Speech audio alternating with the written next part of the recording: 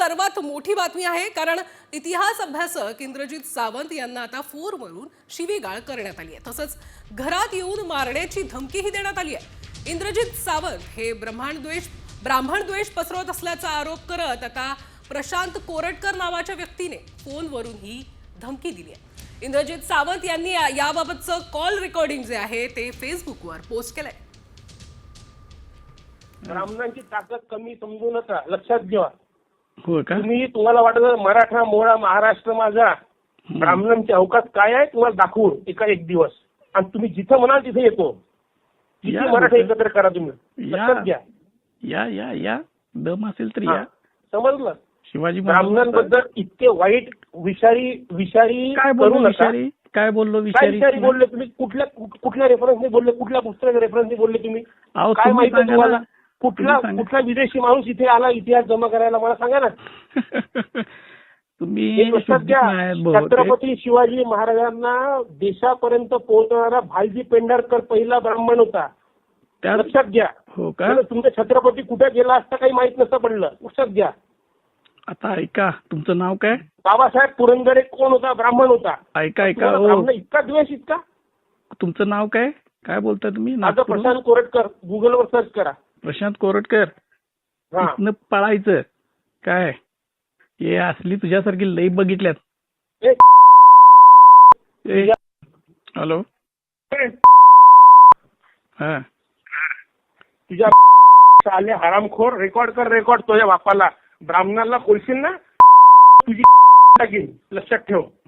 कोल्हापूरला येऊन माहिती ब्राह्मणाचा शब्द काढशील ना, ज्या दिवशी परशुरामाचा लक्षात ठेव. श्रीरामानं तुला तिथे मारेल बघ. परशुरामाला की नाही आमच्या श्रीरामानं 4 वेळा पराभव. तुम्ही साले लोक आहे, तुम्ही ब्राह्मणांना फक्त टार्गेट करता, हरामखोर हो.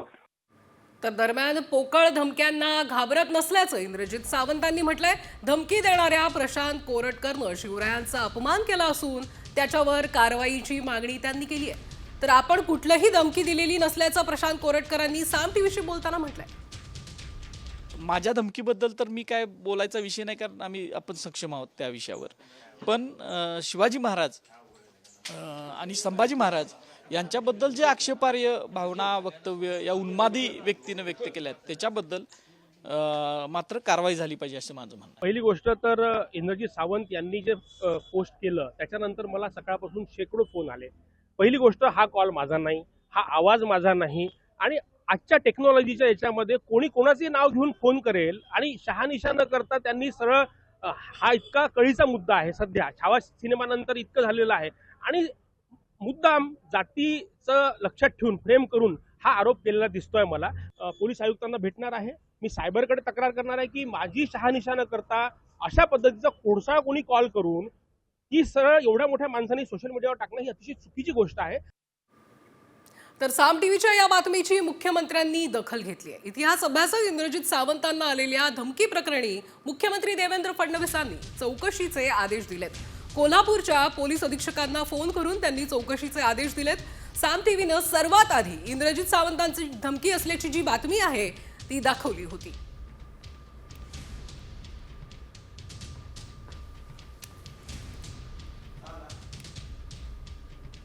तर स्वराज्य रक्षक संभाजी मालिकेवरून अमोल कोल्हेंनी खळबळजनक दावा केलेला आहे. संभाजी महाराजांचं बलिदान न दाखवल्याचा आरोप जो आहे तो आपल्यावर दबाव होता असा खुलासा त्यांनी केलेला आहे. मात्र या मालिकेचा जो शेवट आहे विशिष्ट पद्धतीनं दाखवावा अशी कोणतीही सूचना शरद पवारांनी दिली नव्हती असंही कोल्हेंनी आता स्पष्ट केलंय. या मालिकेविषयी किंवा या शेवटाविषयी प्रश्न विचारणाऱ्यांना आपल्या आईला, बहिणीला एकदा हा प्रश्न विचारावा की जर हे अत्याचार रोज टेलिव्हिजनवर पाहिले असते तर तुम्हाला आवडलं असतं, तुम्हाला ते पाहावंसं वाटलं असतं का? हा फार महत्वाचा प्रश्न. आणि त्यामुळे या मालिकेच्या शेवटाविषयी जे कोणी प्रश्न विचारतात त्यांच्या मानसिकतेविषयी, या विकृत मानसिकतेविषयी खरोखर चीड, संताप आल्याशिवाय राहत नाही की तुम्हाला काय पाहायचं होतं. छत्रपती संभाजी महाराजांवर कसे अनन्वित अत्याचार त्या क्रूर औरंग्याने केले हे तुम्हाला पाहायचं होतं. कशासाठी पाहायचं? हा आनंद मिळणार होता तुम्हाला. बघूयात पुढची महत्त्वाची बातमी. शिंदे सेनेच्या नेत्या नीलम गोऱ्हे नंतर आता राज्यमंत्री योगेश कदमांनीही ठाकरे गटावर निशाणा साधलाय. लोकसभा, विधानसभा आणि पालिका निवडणुकीसाठी मातोश्रीचं वेगवेगळं रेट कार्ड असल्याचा खळबळजनक आरोप त्यांनी केलाय. राबवणाऱ्या कार्यकर्त्यांना तिकीट न देता गिफ्ट देणाऱ्या कार्यकर्त्याला तिकीट दिलं जायचं असं योगेश कदमांनी म्हटलंय. परंतु तिकीट वाटपासाठी किंवा एखाद्या व्यक्तीला जर का विधानसभेची तिकीट हवी असेल तर तिथला त्या मतदारसंघामध्ये राबणाऱ्या शिवसैनिकाला ते कधी विचारत नव्हते. परंतु एखादं तिथे चांगलं गिफ्ट आणून दिलं की लगेच त्याला तिकीट जाहीर व्हायची. त्यानंतर अनेक असे शिवसेनेचे तिथे नेते मंडळी आहेत की ज्यांना ह्या गोष्टीचा प्रचंड त्रास झाला आणि अनेक शिवसैनिकांनी गेल्या 15-20 वर्षामध्ये ह्याच कारणामुळे अनेक शिवसैनिकांनी शिवसेना देखील सोडली. आणि म्हणून मला वाटतं आज अशा गोष्टी जेव्हा बाहेर येतात त्यावेळेला याच्यामध्ये तथ्य असल्याशिवाय अशा गोष्टी बाहेर येत नसतात. तर दुसरीकडे ठाकरे गटाचे खासदार संजय राऊतांनी मुख्यमंत्री देवेंद्र फडणवीसांचं कौतुक केलंय. मंत्र्यांच्या पीए आणि ओएसडीच्या यादीमध्ये 16 जण दलाल आणि फिक्सर होते. त्यांना रोखल्याबद्दल आणि महाराष्ट्राचं संभाव्य नुकसान टाळल्याबद्दल मी मुख्यमंत्री देवेंद्र फडणवीस यांचं अभिनंदन करतो, अशा शब्दात राऊतांनी फडणवीस यांच्या निर्णयाचं स्वागत केलंय. तर कोणत्या मंत्र्यांनी ही नावं दिली होती ते फडणवीसांनी सांगावं असंही राऊत म्हणाले. मी कॅबिनेटमध्ये स्पष्टपणे सांगितलं होतं, तुम्हाला पाहिजे ती नावं पाठवा, पण त्या नावांमध्ये ज्यांची नावं फिक्सर म्हणून, ज्यांची नावं चुकीच्या कामामध्ये इन्व्हॉल्ड आहेत त्यांना मी मान्यता देणार नाही. आत्तापर्यंत माझ्याकडे 125च्या जवळपास नावं आली. त्यातली 109 नावं मी क्लिअर केलेली आहेत. उर्वरित नावं मी क्लिअर केली नाहीत, कारण कुठल्या ना कुठला आरोप त्यांच्यावर आहे, कुठली ना कुठली चौकशी चाललेली आहे किंवा मंत्रालयामध्ये त्यांच्याबद्दल परसेप्शन हे फिक्सरचं आहे. कोणी नाराज झालं तरीही मी अशाला मान्यता देणार नाही. माझं मुख्यमंत्र्यांना किंवा राज्याच्या मुख्य सचिवांना आव्हान आहे, कोणत्या मंत्र्याने आपला ओएसडी किंवा पे म्हणून अशा फिक्सरची नावं पाठवली ती तुम्ही जाहीर करा. फिक्सरची जी नावं आहेत ती शिंदे गटाकडून मंत्र्यांकडून गेलेली सगळं. तसं नसेल तर माननीय मुख्यमंत्र्यांनी किंवा राज्याचे जे प्रशासकीय प्रमुख आहेत त्यांनी ते जाहीर, मी नावं देईन ना, माझ्याकडे नावं 16 जणांची आहेत. 13 शिंद्यांचे आहेत आणि उरलेले जे आहेत ते अजित पवार गटात. आणि आता बातमी सरपंच संतोष देशमुख हत्या प्रकरणाची. मस्साजोगचे ग्रामस्थ आजपासून अन्नत्याग आंदोलन करतायत. संतोष देशमुखांच्या हत्येला आता 2 महिने उलटलेत, तरीही आरोपींना शिक्षा झालेली नाहीये. यासह मस्साजोग वासियांच्या 7 मागण्या आहेत. सरकारनं 2 दिवसात दखल घेतली नाही तर आंदोलन अधिक तीव्र होईल असा इशारा देण्यात आलाय.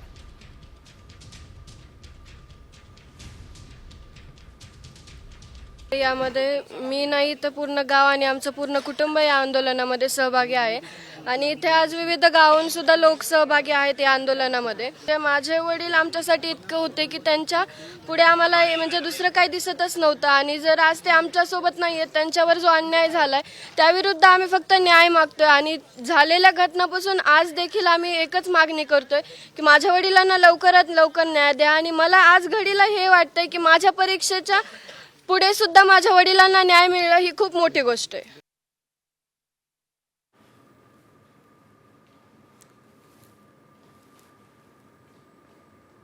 तर काय आहेत मस्साजोग वासियांच्या मागण्या पाहूयात ग्राफिक्सच्या माध्यमातून.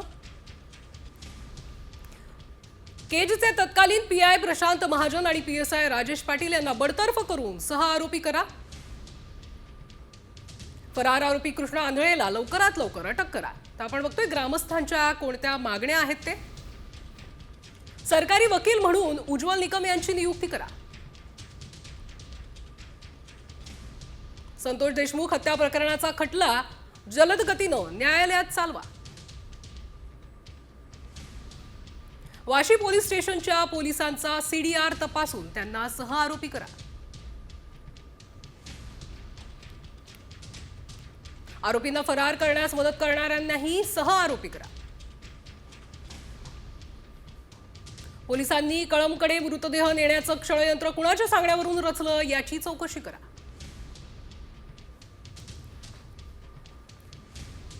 आणि आता बघूयात पुढची महत्त्वाची बातमी. गुंड गजा मारणेला आता कोर्टात हजर करण्यात आलेला आहे. थोड्याच वेळात पुणे जिल्हा कोर्टामध्ये त्याबद्दलची सुनावणी होणार आहे. गजा मारणे आणि टोळीवर पोलिसांकडून मकोका दाखल करण्यात आलेला आहे. तरुणाला मारहाण केल्याप्रकरणी त्याला अटक करण्यात आली होती. आताची सगळ्यात महत्त्वाची बातमी आपण बघतोय. गुंड गजा मारणेला आता कोर्टात हजर करण्यात आलेला आहे. तरुणाला मारहाण केल्याप्रकरणी त्याला अटक करण्यात आली होती आणि त्यानंतर गजा मारणे आणि आरोपी टोळीवर पोलिसांकडून मकोका दाखल करण्यात आला होता आणि थोड्याच वेळात आता पुणे जिल्हा कोर्टात सुनावणी होणार आहे. बघूयात पुढची महत्त्वाची बातमी. लाडक्या बहिणींसाठी ही मोठी बातमी आहे, कारण अपात्र बहिणींमध्ये तुमचाही नंबर लागू शकतो. महायुती सरकारने टप्प्याटप्प्याने 50 लाख महिला अपात्र ठरवल्याचं टार्गेट ठेवल्याची माहिती सूत्रांनी दिली आहे. सत्तेवर येताच सरकारने 9 लाख लाडक्या बहिणींचे पैसे केलेत. त्यामुळे आता सरकारने महिन्याला 135 कोटी तर वर्षाला 1620 कोटी रुपये वाचवले.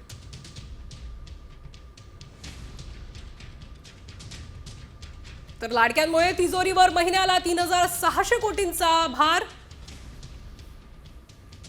जानेवारीमध्ये 5 लाख तर फेब्रुवारीत 4 लाख महिला अपात्र.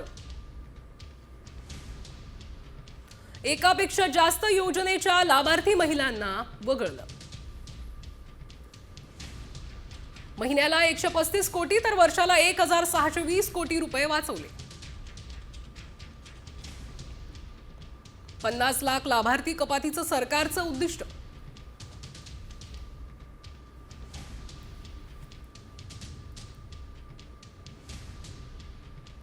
बघूया पुढची महत्त्वाची बातमी. सरकारला ईव्हीएमचा घोळ करायचा होता म्हणून लाडकी बहीण योजना आणली, असा गंभीर आरोप आता काँग्रेस खासदार प्रणिती शिंदेंनी केलाय.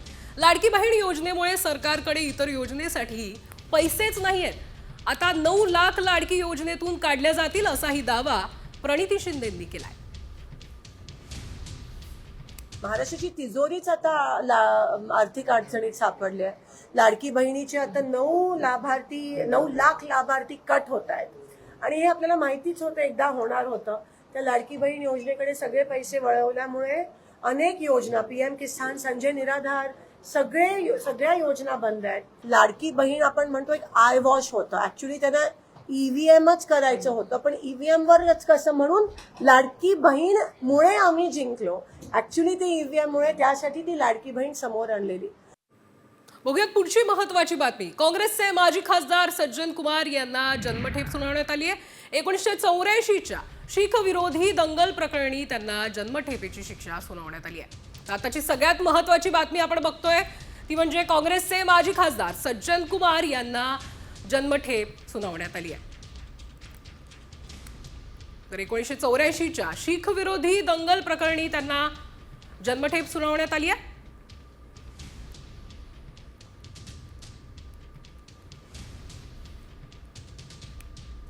बातमी AI विषयीची. AIच्या वापरामुळे आता कर्मचाऱ्यांच्या नोकऱ्या जाणार आहेत.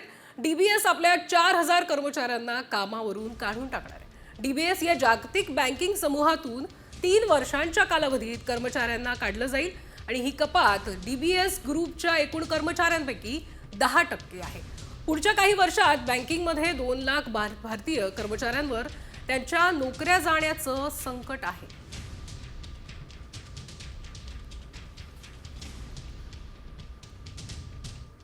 तर वाढीव महागाई भत्त्यासाठी शासकीय कर्मचारी आक्रमक झालेत. 6 मार्च सरकारी कर्मचाऱ्यांचे 2 तास धरणं सत्याग्रह आंदोलन सुरू आहे. अर्थसंकल्पीय अधिवेशनात आंदोलनाची हाक देण्यात आली आहे. शासकीय कर्मचारी मध्यवर्ती संघटनेकडून आंदोलनाची हाक देण्यात आली आहे. संघटनेचे निमंत्रक विश्वास काटकर यांचा सरकारला इशारा देण्यात आलाय. आताची महत्त्वाची बातमी आपण बघतोय. वाढीव महागाई भत्त्यासाठी शासकीय कर्मचारी आक्रमक झाल्याचं बघायला मिळत आहे.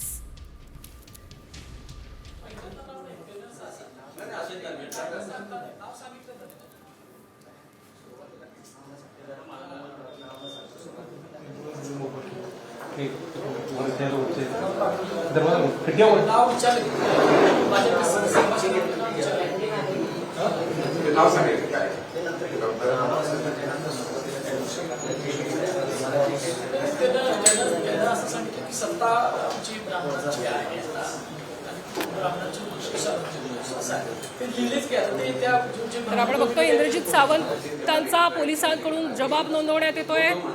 इंद्रजित सावंत यांना धमकीचा फोन आला होता आणि त्यानंतर अनेक खळबळजनक खुलासे करण्यात आले आणि आता याच संदर्भात पोलिसात तक्रार दाखल केल्यानंतर इंद्रजित सावंतांचा पोलिसांकडून जबाब नोंदवला जातोय. आताची ही लाईव्ह दृश्य आपण बघतोय साम टीव्हीवर एक्सक्लुझिव्ह. इंद्रजित सावंत हे पोलिसांकडे आता त्यांचा जबाब नोंदवत आहेत.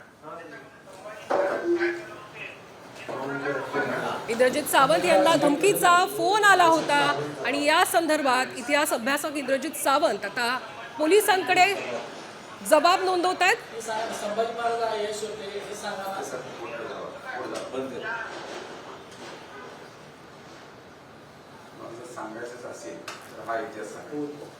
आणि या संदर्भात अधिक माहिती घेऊया आपले प्रतिनिधी रणजित वाजगावकर यांच्याकडनं.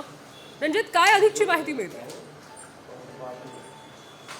इंद्रजित सावंत यांना जी धमकी आलेली आहे त्या पार्श्वभूमीवर सध्या पोलीस अलर्ट मोडवर आलेले आहेत. सकाळपासून प्रसारमाध्यमातून ज्या बातम्या चालू आहेत या आधारे आता कोल्हापूर पोलिसांनी इंद्रजित सावंत यांचा जबाब घेण्यासाठी आता पोलीस तिथं दाखल झालेले आहेत. एका पत्रकार परिषदेनिमित्त इंद्रजित सावंत हे कोल्हापूर प्रेस क्लबच्या कार्यालयात आलेले आहेत आणि तिथंच पोलीस येऊन त्यांचा जबाब आता घेण्याचं सध्या काम चालू आहे. सुरुवातीला इंद्रजित सावंत यांना पोलीस स्टेशन मध्ये येण्याची विनंती करण्यात आली होती, मात्र पत्रकार परिषद आणि पत्रकारांचा गराडा बघून पोलिसांनी नमती भूमिका घेत जिथं आहे तिथूनच जबाब नोंदवण्याची प्रक्रिया आता सुरू केलेली आहे. इंद्रजित सावंत यांना जी धमकी आलेली आहे या पार्श्वभूमीवर संपूर्ण राज्यामध्ये आता प्रतिक्रिया उमटत आहेत. त्यामुळे आता गृह खातं सुद्धा आता सज्ज झालेलं आहे आणि पोलीस दलामार्फत सध्या प्राथमिक स्वरूपातली जी प्रोसेस असते कंप्लेंट नोंदवून घेण्याची ती प्रोसेस आता सुरू झालेली आहे. नक्कीच. रणजित, काय पद्धतीचा जबाब नोंदवला याबद्दलची काही माहिती मिळते? इंद्रजित सावंतांना रात्री 12:30 ते 1:30च्या दरम्यान व्हॉट्सअप मेसेज आणि फेसबुक वरून ह्या धमक्या आलेल्या आहेत. या संदर्भातली माहिती सध्या पोलीस घेत आहेत. नेमकं रात्री हा प्रकार किती वाजता घडला, ज्याने धमकी दिलेली आहे तो त्यांच्या ओळखीचा आहे का, यापूर्वी काही संबंध आहेत का, तसेच नेमका हा प्रकार कधी घडला आणि कशा पद्धतीने घडला याचं कथन सध्या इंद्रजित सावंत त्यांना करतायत आणि ही सगळी माहिती सध्या प्राथमिक स्वरूपात लिहून घेत आहेत. यानंतर तक्रार जी मूळ आहे ही तक्रार लिहून घेण्यात येणार आहे. मात्र घटनाक्रम रात्री जो घडलेला आहे हा घटनाक्रम सध्या इंद्रजित सावंत पोलिसांना सांगत आहेत. नक्कीच. प्रशांत कोरटकर यांनी हा फोन कॉल केला होता असं समोर आलेलं आहे फोन कॉलमधनं. मात्र त्यानंतर प्रशांत यांनी नकार दिलाय की त्यांनी कोणताही फोन कॉल केला नसल्याचं त्यांनी सांगितलं. या संदर्भात काय माहिती समोर येते? सकाळपासून इंद्रजित सावंत यांच्या प्रतिक्रिया जेव्हा बाहेर यायला सुरुवात झाल्या आणि ही पोस्ट जेव्हा बाहेर आली त्यावेळी समोरून सुद्धा असंच सांगण्यात आलं की हा आवाज माझा नाही आहे, माझा मोबाईल नंबर नाही आहे, तसंच हे अकाउंट सुद्धा माझं नाही, त्यामुळे मी धमकी दिलेली नाही, त्यामुळे इंद्रजित सावंत यांनी माझ्या नावाची बदनामी केलेली आहे, अशा पद्धतीचं स्टेटमेंट सुद्धा आता समोर आलेले आहेत. मात्र इंद्रजित सावंत यांनी ज्या फेसबुक पोस्टवरून ही पोस्ट व्हायरल झालेली आहे याचे त्यांच्याकडे पुरावे आहेत. ज्यातून फोन त्यांना आला तो नंबर त्यांच्याकडे आहे, फोन रेकॉर्डिंग त्यांच्याकडे आहे आणि त्या आधारेच त्यांनी पोलिसांना याची माहिती द्यायला सुरुवात केलेली आहे. नक्कीच. धन्यवाद रणजित तुम्ही दिलेल्या या सविस्तर माहितीसाठी. तर आपण बघतोय इंद्रजित सावंत जे आहेत ते आता पोलिसांकडे जबाब नोंदवत आहेत. रात्री त्यांना फोन कॉल आला होता आणि या फोन कॉलमध्ये ब्राह्मण द्वेष पसरवत असल्याची धमकी त्यांना देण्यात आली होती आणि या फोन कॉलचं रेकॉर्डिंग जे आहे ते त्यांनी त्यांच्या सोशल मीडियावर शेअर केलं आणि त्यानंतर आता इंद्रजित सावंत जे आहेत ते पोलिसांकडे या सगळ्या प्रकरणासंदर्भात जबाब धमकी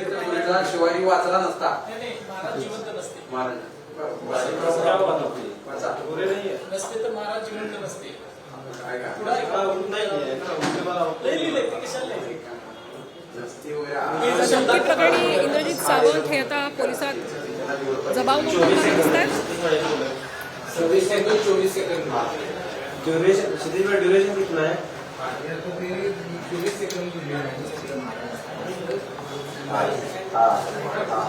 आउटपुट दिया है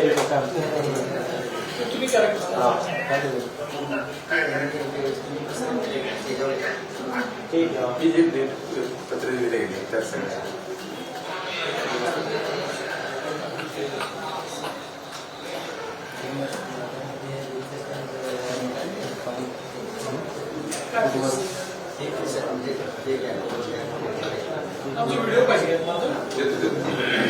सावंतांचा तो सावंतांवरून जाईल